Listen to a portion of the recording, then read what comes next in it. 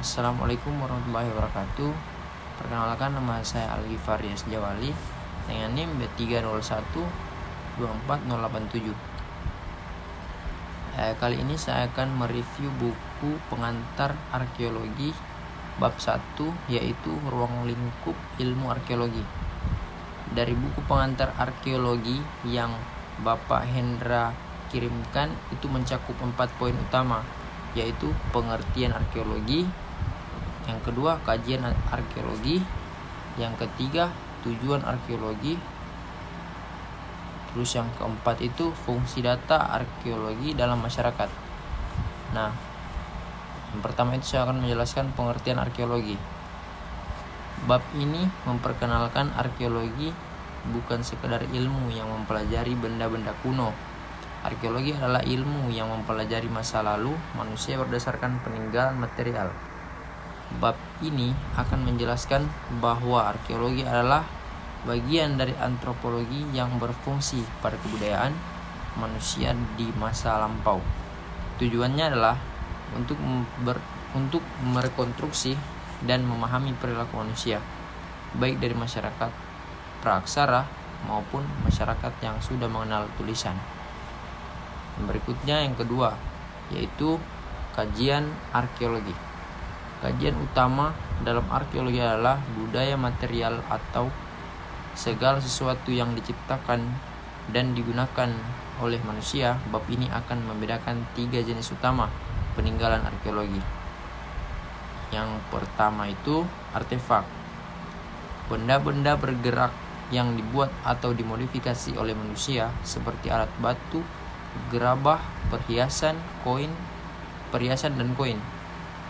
Yang kedua itu fitur, struktur tak bergerak yang menunjukkan aktivitas manusia seperti sisa-sisa bangunan, lubang sampah atau api unggun. Terus yang terakhir itu ekofak, sisa-sisa alam yang berkaitan dengan aktivitas manusia seperti tulang binatang, hasil buruan, sisa tumbuhan atau serbuk sari. Dengan mengkaji ketiga jenis data ini, arkeologi dapat merekonstruksi pola subsisten atau cara bertahan hidup, teknologi, interaksi sosial, dan bahkan sistem kepercayaan masyarakat kuno. Terus yang ketiga itu tujuan arkeologi. Tujuan arkeologi melampaui sekadar menemukan harta karun. Bab ini mungkin akan menggarisbawahi 3 tujuan utama. Merekonstruksi sejarah kebudayaan, itu yang pertama. Menciptakan kronologi dan urutan peristiwa budaya dengan menempatkan temuan dalam konteks waktu dan ruang. Yang kedua itu merekonstruksi cara hidup masa lampau. Mempelajari bagaimana orang-orang di masa lalu hidup, apa yang mereka makan, bagaimana mereka membangun tempat tinggal, dan bagaimana mereka berinteraksi satu sama lain.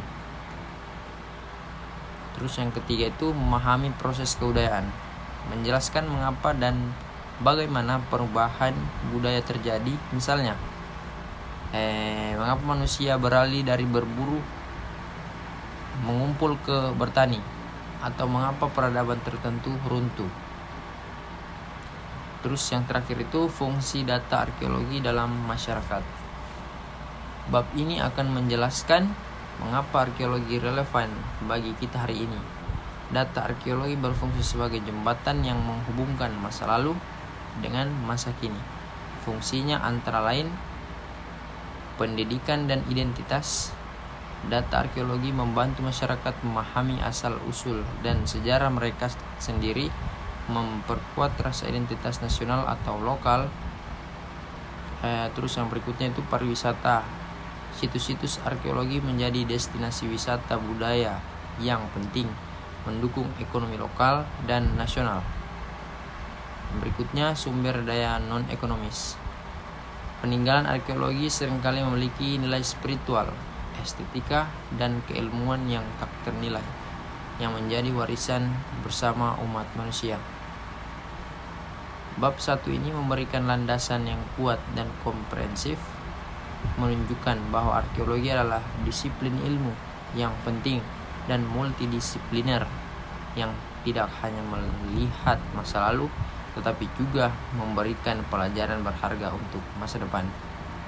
Sekian review buku dari saya. Wabillahi taufiq wal hidayah. Assalamualaikum warahmatullahi wabarakatuh.